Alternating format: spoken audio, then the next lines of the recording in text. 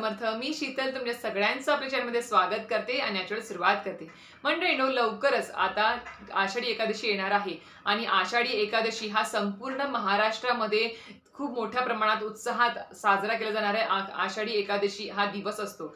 त्याचबरोबर आषाढी एकादशी म्हटलं तर संपूर्ण वारकरी संप्रदायांसाठी हा खूप मोठा दिवस असतो. भरपूर वारकरी संप्रदायातील लोक किंवा महाराष्ट्रातील भरपूर लोक गावागावातून शहरातून पंढरपूरला या दिवशी विठ्ठल रुक्मिणीचं दर्शन घेण्यासाठी जात असतात, गर्दी करत असतात तिथे. तर अशा प्रकारे या आषाढी एकादशीला, मोठ्या एकादशीला आपल्याला उपवास का करावा आणि त्याचबरोबर या आषाढी एकादशी पासून ज्यावेळेस चातुर्मास म्हणजे 4 महिने, पुढील 4 महिने ज्यावेळेस चातुर्मास आपला चालू होतो, या चातुर्मासामध्ये मांसाहार का वर्ज्य करायला पाहिजे त्याबद्दल अतिशय महत्त्वपूर्ण माहिती आपण जाणून घेणार आहोत, जी भरपूर लोकांना माहिती पण नसेल असं मला तरी वाटतं. याच्यामुळे जे कोणी या चातुर्मासामध्ये किंवा आषाढी एकादशी पासून पुढल्या 4 महिन्यामध्ये जर मांसाहार करत असाल, मांसाहारी असाल, तर नक्कीच हा व्हिडिओ आवर्जून बघावा आणि नक्कीच जी माहिती सांगणार आहे ती अतिशय महत्त्वपूर्ण आहे. ती प्रत्येक मांसाहार करणाऱ्या व्यक्तींसाठी उपयुक्त अशी असणार आहे. काही मांसाहार करणारे व्यक्ती असतात पण ते मांसाहार करतात, पण ह्या आषाढी एकादशी पासून पुढील 4 महिने ते मांसाहार वर्ज्य करतात. पण काही लोकांना ही माहिती नसते. त्या लोकांना माहिती असल्यामुळे माहिती असल्यामुळे ते 4 महिने पुढच्या चातुर्मासामध्ये नियम पाळतात, मांसाहार वर्ज्य करतात. पण आपल्याला माहिती आहे का, काही अशी लोक आहेत जे बिलकुल नियम पाळत नाही, या पुढच्या चातुर्मासामध्ये देखील मांसाहार करत असतात. तर त्यांच्यासाठी अतिशय महत्त्वपूर्ण हा व्हिडिओ आहे आणि नक्कीच ते जरी पाहत नसेल त्यांच्यापर्यंत तुमच्या कुटुंबातील एखादी व्यक्ती असेल जी ऐकत नसेल, मांसाहार करत असेल, तर तिच्यापर्यंत ही नक्कीच माहिती पोहोचवा अशी विनंती करेल. चला तर व्हिडिओला सुरुवात करूया. तर मंडळींनो, आषाढी एकादशी तुम्हाला माहिती असेल की आषाढ महिना चालू झालेला आहे आता मागच्या अमावस्येपासूनच. तर आषाढ महिन्यामध्ये शुक्ल पक्षात जी एकादशी येते तिला आषाढी एकादशी म्हणून ओळखलं जात असतं. त्याचबरोबर तिला देवशयनी एकादशी देखील म्हटलं जातं. देवशयनी एकादशी का म्हणतात त्याच्यामध्ये सुद्धा अर्थ आहे. देवशयनी याबद्दल मी पुढे तुम्हाला माहिती सांगेलच, याचा अर्थ काय आहे. पण नक्कीच तुम्हाला माहिती आहे की वर्षभरामध्ये 12 महिन्यामध्ये म्हणजे प्रत्येक महिन्यात म्हणजे 15 दिवसाच्या फरकाने 2 एकादशी येत असतात. एक शुक्ल पक्षामध्ये येत असतात आणि एक कृष्ण पक्षामध्ये एकादशी येत असते. अशा प्रत्येक महिन्यात 2 एकादशी असतात 15 दिवसाच्या गॅपनी. तर अशा प्रकारे पूर्ण 12 महिन्यामध्ये 24 एकादशी असतात. तर नक्कीच सांगेल की ज्यांना 24 एकादशीचं व्रत करणं शक्य होत नाही, त्यांनी आवर्जून ह्या मोठ्या ज्या वर्षभरामध्ये 2 असतात, कार्तिकी एकादशी आणि आषाढी एकादशी, या 2 मोठ्या एकादशीच्या दिवशी तरी उपवास आवर्जून करावा, मनोभावे श्रद्धेने करावा अशी विनंती करेल. कारण की त्या सगळ्या 24 एकादशींचं पुण्य त्या आषाढी एकादशीमध्ये तुम्हाला नक्कीच मिळून जाईल. तर अशा प्रकारे तुम्हाला माहिती असेल की एकादशी ही जी तिथी आहे ती श्रीहरी विष्णूंना समर्पित आहे. त्याच्यामुळेच महाराष्ट्रामध्ये खूप जास्त प्रमाणामध्ये या तिथीला, या आषाढी एकादशीला किंवा आषाढ महिन्याला किंवा आषाढ महिन्यापासून जो चातुर्मास चालू होतो त्याला खूप जास्त महत्त्व दिलेलं आहे आपल्या शास्त्रामध्ये, आपल्या वेदांमध्ये. तर मंडळींनो, तुम्हाला माहिती आहे का, देवशयनी एकादशी तुम्हाला म्हटलं ना, या एका शब्दामध्ये अर्थ खूप सामावलेला आहे. देवशयनी एकादशी म्हणजेच काय, तर जे तुम्हाला म्हटल्याप्रमाणे एकादशी तिथी ही श्रीहरी विष्णूंना समर्पित आहे. तर श्रीहरी विष्णू या आषाढी एकादशी पासून क्षीरसागरामध्ये शेष नागावरती निद्रिस्त अवस्थेमध्ये जात असतात. म्हणजेच ते निद्रिस्त अवस्थेमध्ये पुढील 4 महिने चातुर्मासामध्ये झोपलेल्या अवस्थेत असतात. आणि त्या दिवसापासून म्हणजे आषाढी एकादशी पासून ते निद्रिस्त अवस्थेत जाण्या अगोदर संपूर्ण विश्वाचा, ब्रह्मांडाचा जो कारभार आहे तो सगळा कारभार भगवान शंकरांकडे सोपवतात आणि ते निद्रिस्त अवस्थेमध्ये या पुढील आषाढी एकादशी पासून पुढील 4 महिन्यात चातुर्मासात ते निद्रिस्त अवस्थेत जात असतात. आणि आपल्याला माहिती पण असेल की येत्या आषाढी एकादशी पासून ते चातुर्मास संपेपर्यंत कुठलेही शुभ कार्य केले जात नाही, कारण की श्रीहरी विष्णू हे निद्रिस्त अवस्थेमध्ये असतात त्याच्यामुळेच. आणि सगळा कारभार भगवान शंकरांकडे असतो. आणि तुम्हाला माहितीच असेल की आषाढी एकादशी झाली, आषाढ महिना संपला की श्रावण लागतो. श्रावणामध्ये आपली पंचमी असेल, रक्षाबंधन असेल, विविध प्रकारचे आपले धार्मिक हिंदू धर्माचे जे काही सणवार आहेत ते चालू व्हायला सुरुवात होऊन जाते. त्याचबरोबर श्रावण आला की तुम्हाला सांगितल्याप्रमाणे गणपती येतात, गौरी येतात, त्यानंतर सगळे सण आपले एकामागे एक चालू होऊन जातात. आणि म्हणूनच आपले जे सणवार हे जे श्रावण म्हणजे आषाढ महिना संपला की जे काही सणवार आपले चालू होतात ते दिवाळीपर्यंत, ते त्यासाठीच. कारण की त्या शास्त्रामध्ये सांगितलं आहे की ज्यावेळेस श्रीहरी विष्णू हे निद्रिस्त अवस्थेत जातात त्यावेळेस ते जे काही भाविक लोक आहेत, जनता आहेत, ते त्यांच्यापर्यंत ही गोष्ट पोहोचू देत नाहीत. त्यांना या गोष्टीची जाणीव होऊ नये की आपल्या ब्रह्मांडाचे जे काही पालन करते आहेत, म्हणजे विश्वाचे पालन करते तेच निद्रिस्त अवस्थेत आहेत, तर आपली रक्षा कोण करणार, पालन कोण करणार, असा लोकांना प्रश्न पडतो. आणि त्याचाच विसर पडावा म्हणून हे सगळे सणवार हे 4 महिने दिवाळीपर्यंत चालू असतात, जेणेकरून आपल्याला कुठेतरी एक विसर पडतो की नाही आपला म्हणजे आपण व्रत वैकल्यांमध्ये एवढं बिझी होऊन जातो ना सगळ्या गोष्टींमध्ये, की आपल्याला या गोष्टीचा विसर पडतो आणि तिकडे श्रीहरी विष्णू हे निद्रिस्त अवस्थेमध्ये देखील त्यांची निद्रा पूर्ण करत असतात. त्यासाठीच आपल्याला श्रावण महिन्यापासून हे सगळे सणवार लावून दिलेले आहेत. तर मंडळींनो, सांगायचं माझं जे काही मुख्य गोष्ट आहे ती म्हणजेच काय, तर आषाढी एकादशीला किंवा आषाढी एकादशीपासून पुढल्या 4 महिन्यात चातुर्मासामध्ये मांसाहार का वर्ज्य करायचा असतो.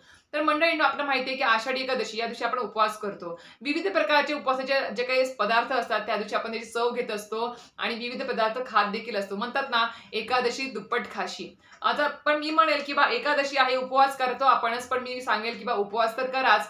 म्हणजे आपण जे काही अन्न आहे त्याचा अन्नाचा आपण उपवास करतो. फक्त फळं, दूध, खिचडी असेल जे काही आहेत गोष्टी उपवासाच्या खात असतो. पण यासोबतच आपल्यामध्ये जे काही दुर्गुण आहेत, जे काही वाईट गोष्टी आहेत त्याचा देखील आपण उपवास करायला पाहिजे. म्हणजे त्या दिवशी आपण त्या गोष्टी नाही केल्या पाहिजे, ज्या हातून आपल्या नकळतपणे गोष्टी होतात चुकीच्या, त्याचा देखील आपण उपवास केला पाहिजे. तर सांगायचं तात्पर्य असं की या दिवशी आपण तर मांसाहार करतच नाही. आषाढी एकादशी दिवशी भरपूर हिंदू धर्मातील लोक या दिवशी उपवास करत असतात. पण इथून जो चातुर्मास चालू होतो त्या चातुर्मासामध्ये मांसाहार कडाकाने म्हणजे कडक बंदच पाहिजे आहे. प्रत्येकाला सांगेल जे मांसाहार करतात त्यांना सुद्धा मी विनंती करेल, या येत्या पुढील 4 महिन्यामध्ये चातुर्मासात मांसाहार पूर्णपणे वर्ज्य करा, जर करत नसाल तर.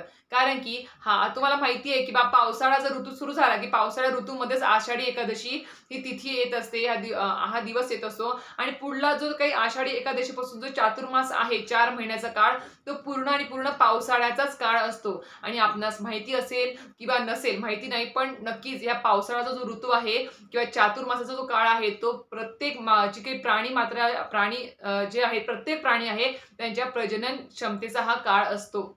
म्हणजेच काय की त्यांचे जे काही प्रजनन काळ असतो तो हा चातुर्मास मानला जातो. आणि या काळामध्ये खरंच सांगते, आपण खरंच हिंदू धर्मातले व्यक्ती आहोत, खरंच सांगते आपण अध्यात्मात आहोत, आपण सेवा करतो, कुठेतरी इष्टदेवतेची सेवा करतो, पूजा अर्चा करतो.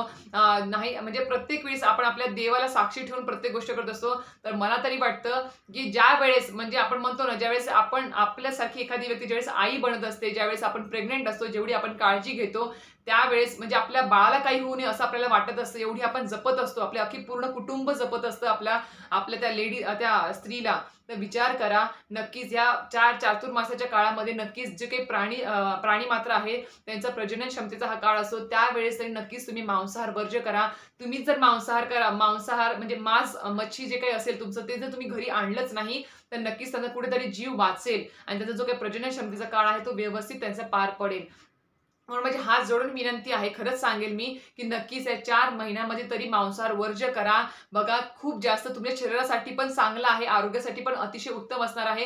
कारण की पावसाळ्यामध्ये आपल्याला म्हणतात ना, पावसाळा हा जो ऋतू असतो तो आपल्याला आरोग्यासाठी थोडासा जड असतो. म्हणजे काही अन्न खायचं असेल, आपण जड अन्न खात नाही बघा या पावसाळ्याच्या काळामध्ये, कारण की पचन क्षमता आपली मंदावलेली असते या काळामध्ये आणि खूप म्हणजे जड अन्न पण आपण या पावसाळ्यात खाऊ नये असं म्हणतात. आरोग्याच्या दृष्टीने आपल्याला ते लाभदायक नसतात. हलका आणि सात्विक आहार या चातुर्मासामध्ये आपल्याला घ्यायचा असतो. खूप लोक कांदा लसूण देखील या 4 महिन्यामध्ये चातुर्मासात वर्ज्य करतात, खूप प्रकारचे व्रत वैकल्य पाळत असतात. आणि मी त्याच्यासाठी सांगते की देवाने आपल्याला त्यासाठीच लावून दिलं आहे, शास्त्राने आपल्या धर्माने तेच लावून दिलं आहे की ज्यावेळेस आषाढी एकादशी येते, श्रीहरी विष्णू निद्रिस्त अवस्थेत जातात, आषाढ महिना संपला की श्रावण येतो, श्रावणात आपण पूर्ण महिना मांसाहार करत नाही. त्याचबरोबर त्याच्यानंतर गणपती येतात, गणपती गौरीला की आपण ते 8-10 दिवस पण मांसाहार करत नाही. अशा प्रकारे पितृपंधरवाडा येतो, नवरात्र येते आणि त्यानंतर दसरा दिवाळी येते. तर ह्या आपण 4 महिन्यात म्हणजे मांसाहार करतच नाही, कारण की देवधर्म व्रत वैकल्य चालू असतात. त्यासाठीच आपल्याला ह्या सगळ्या गोष्टी लावून दिलेल्या आहेत. कारण की मनुष्य असा प्राणी आहे ना की तो हाताने किंवा स्वतःहून विचार करून कधीच हा मांसाहार वर्ज्य नाही करणार, एखादी चांगली गोष्टी करणार नाही. त्यासाठीच देवांनाच यासाठी मदतीला यावं लागलं आपलं असं म्हणावं लागेल की जेणेकरून व्रत वैकल्य त्याने आपल्याला लावून दिले, उपवास श्रावण जे काही असेल ते लावून दिले की जेणेकरून त्याच्या भीतीने का होईना पण माणूस मांसाहार वर्ज्य करेल, प्राण्यांची हत्या करणार नाही. आणि देवांनाच काळजी आहे की हा जो काळ आहे 4 महिन्याचा तो त्यांच्या प्रजनन क्षमतेचा काळ आहे, त्याच्यामुळे त्या काळामध्ये तरी त्याची हत्या करू नका आणि मांसाहार करू नका. खरंच खूप वाईट गोष्ट आहे, मी खरंच सांगते मांसाहार करणं खरंच वाईट आहे, तुम्ही करूच नका, घरामध्ये आणू सुद्धा नका. आणि 4 महिने जर नक्कीच तुम्ही जर जिंकलं, स्वतःला मनावर ताबा ठेवला, खाण्यावरती ताबा ठेवला आणि मांसाहार वर्ज्य केला, सात्विक आणि शाकाहारी जर अन्न तुम्ही खाल्लं, तुम्हाला आरोग्याच्या दृष्टीने तर उत्तम आहेच, तुमच्या स्वभावात फरक पडेल, तुमच्या तब्येतीमध्ये फरक पडेल. त्याचबरोबर जे काही तुम्ही मांसाहार केल्याने जी काही प्राण्यांची हत्या होणार ती सुद्धा थांबून जाईल.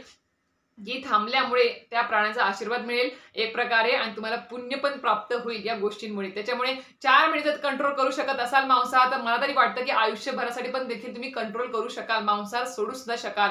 एवढी मी गॅरंटी देऊ शकते. त्यासाठीच मी तुम्हाला सांगितले आजच्या व्हिडिओमध्ये माहिती. कारण की आपली आषाढी एकादशी तर आजपासून व्हिडिओ सुरू झालेच आहेत. सेवा, उपाय सगळे येतीलच आपले तोडगे वगैरे आजपासून. पण अतिशय महत्त्वपूर्ण जी माहिती होती, की तीच आषाढी एकादशीपासून चातुर्मासात येत्या 4 महिन्यामध्ये मांसाहार का वर्ज्य करायला पाहिजे. तुम्हाला आता कारण कळालं असेलच. तर अशा प्रकारे अजून पण मी विनंती करेल, की नक्कीच या गोष्टीचा विचार करा. या माहितीला जास्तीत जास्त शेअर करा आणि नक्कीच या 4 महिन्यामध्ये ज्यांना कोणाला कारण माहिती नव्हतं आता कळालं असेल, तर खरंच सांगते येत्या 4 महिन्यात चातुर्मासात मांसाहार कडकडीत बंद करा. मद्यपान असेल, कुठल्या प्रकारचं व्यसन असेल ते करूच नका. बंद करा, पूर्णपणे बंद करा आणि तुमच्या स्वभावात, तुमच्या तब्येतीमध्ये, आरोग्यामध्ये जे काही चांगले बदल होतील ना या 4 महिन्यात मांसाहार बंद केल्यामुळे, कुठलेही व्यसन बंद केल्यामुळे, तर नक्कीच मला कमेंट बॉक्समध्ये तुम्ही स्वतःहून शेअर कराल. याची सुद्धा मी शाश्वती तुम्हाला देऊ शकते. तर अशा प्रकारे आजचा व्हिडिओ माहिती आवडली असेल तर नक्कीच व्हिडिओ लाईक, शेअर आणि सबस्क्राईब करायला विसरू नका. श्री स्वामी समर्थ.